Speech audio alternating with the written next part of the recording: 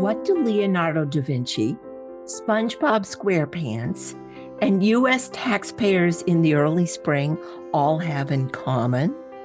Procrastination.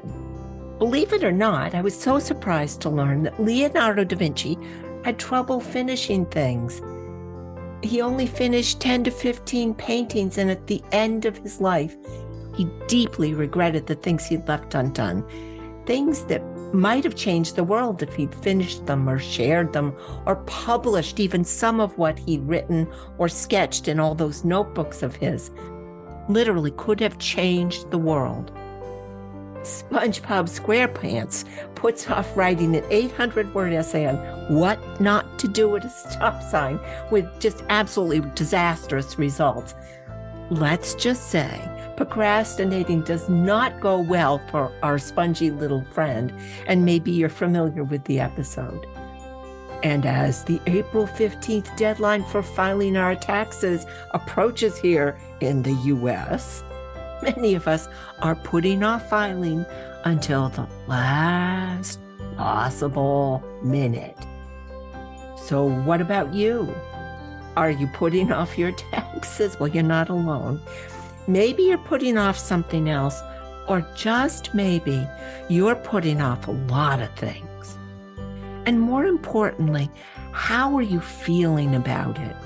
Today in our world, we view procrastination as a negative thing, and we talk and think about it in a way that can make us feel guilty and anxious, and to be honest, just plain miserable. Maybe you've heard the old saying, I put the pro in procrastination. Is that you? Are you that pro? If so, that I'm talking to you in this particular episode. We're going to take a look at the root cause of procrastination. We're going to talk about the effect procrastinating can have on our lives.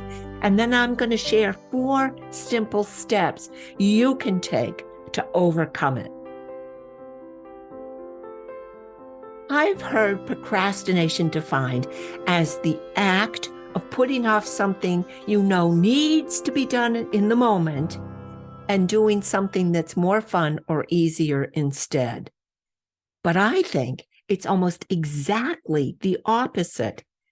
I think procrastination is the act of putting off what you really want in your life, your ultimate goals and dreams.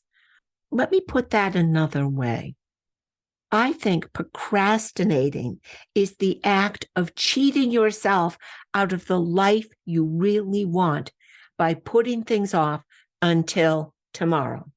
You know, you can waste your entire life one day at a time. I'll do it tomorrow. I'll do it tomorrow. I'll do it tomorrow. And like Leonardo da Vinci, you can end up at the end of your life regretting those things you didn't start or do or finish. And like SpongeBob, we can pay a really serious price for putting those things off. Not only can it cost our hopes and dreams for the future, procrastination can have a really negative effect on our health in the present. It can destroy relationships. It can cause problems at school and at work and really everywhere else in our lives. Worst of all, procrastination can cause us to doubt ourselves. Procrastination can leave us feeling guilty, full of shame, feeling lazy, unproductive, and like we are somehow broken. But hear this. Procrastination is not who you are. It is something you do. It's a habit. And like any habit, if it isn't working for you, you can change it. Not saying it's easy. We both know change is tough, but if you're ready for that change, if you're sick and tired of being sick and tired, let's take this on step by step. And let's start by talking about exactly what it is that causes procrastination. Over the years, I've heard 5 major things from people I've been talking with about what they think is causing their procrastination. See if you recognize yourself in any of these. Number 1, I don't know what the heck I'm supposed to do. I have no idea how to get this done. I don't even know what they want. I don't know where to start. I have no idea what the heck I'm doing. I will put this off until I have a clue. Number 2, I'm too busy to tackle this now. I am overwhelmed. I have way too many things to do on my to-do list to get this done. I don't have the time. Don't ask me. I will do it later. Number 3, I don't want to do it, and no one can make me. If they want it done, let them do it themselves. Number 4, I do my very best work on deadline. I love the challenge of working under pressure. No need to do this now. I'll wait until the very last minute and I'll just power through it. I don't even need to give this a thought. I will do it later. Number 5. Okay, this is the one. This is the one I recognize in my own life. And oh boy, this causes me such grief.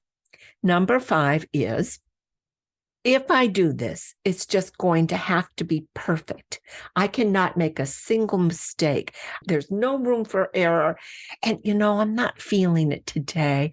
I know tomorrow I'll be more in the mood. I know I could do a better job tomorrow, so I'll do it then. To be honest, number 5 has caused me great grief and aggravation over the years. All right. So those are the 5 excuses I've heard for putting things off. But here's the truth. All of them are just symptoms of what's really going on with us. They're not the cause. They're symptoms. In the end, there is only one reason we procrastinate. There's only one cause of procrastination, and it comes down to just one word: fear. Fear keeps us from taking action. Fear keeps us from doing the things we need to do in the moment in order to create that life we want for ourselves. And what are we afraid of? Wow, we're afraid of leaving the safety of our comfort zone and stepping out into the world. We're afraid of not doing it right, or it won't be perfect, or at least I am. We're afraid of disappointing the people in our lives who count on us. We don't want to say no or let them down in any way. We're afraid to trust people. We're afraid to trust ourselves. And finally, and most importantly, we're afraid of failing. But it's not just the fear of failing that's making us so afraid. It's the thought that other people will see us fail that paralyzes us with fear. And if they see us fail, then they will see the truth of our most inner, most secret fear. And that fear so deep inside us is that we are not good enough. And that's the real cause of procrastination. Once we acknowledge that it's fear at the root of this procrastinating, we have a place to start to tackle that fear. And this is where my 4 steps to overcoming procrastination begin. With step 1, start by recognizing and acknowledging the truth of who you really are. A powerful, loving, good, wonderful human being. Now, I know sometimes people have a really hard time hearing that or believing that, but this is what the practice is all about. It's about changing the narrative, the story we tell ourselves. It's about changing the way we talk to ourselves. And if you want to learn more about this, I cover this all through my book, Common Sense. You can read more about it there. But for now, here's how it works. Think for a moment of a time you showed up and you got the job done. Relive that moment in all its wonderful detail. How did it feel? What were you doing? What were other people saying? We have such a tendency to dwell on the negative. Oh, it didn't go well. This time, dwell on the positive. Get excited. Remember how it looked and what you were wearing, and just remember the whole scene. Remember that time you did such a good job. Remember that? Remember how you felt to accomplish it. Maybe you got praise. Maybe people, you heard from others. Dwell on it for a moment. Let it sink in. Think back to the times you felt confident and took action. Remember how good it felt to stand up in your life and take control. Maybe you lent someone else a hand. Maybe you overcame something that everyone else told you could not do. Take a minute or two. Remember the times you were bold, you showed courage or patience or ingenuity, and you got the job done. Well, you know what? If you did it once, even once before, you can do it again. You've proven that you're capable of stepping up and doing what needs to be done. And it's time you started telling yourself that, because it is the truth. And this is the most important part. What you tell yourself about who you are becomes what you believe about yourself. Let me say that again. What you tell yourself about who you are becomes what you believe about who you are. And a strong, positive belief about who you are and what you can do is more powerful than fear. Okay, step 2. Step 2 is about finding the motivation to take that first step out of that comfort zone, past your fear, and then to keep going. So where do you find the motivation? It comes from focusing on the outcome, focusing on what you want, your goals, imagining how it's going to feel once you've done the work, how it's going to look. Imagine the sense of satisfaction and accomplishment that will come from finishing. Imagine the life you are longing to live, how it's going to feel, how it's going to look. And the more you visualize it, the stronger the motivation becomes. So to get inspired, visualize the life you truly want. Visualize finishing, how it will feel to achieve that goal. That visualization can unlock and then fuel your motivation. Step 3. Now, maybe at this point you're still hesitating.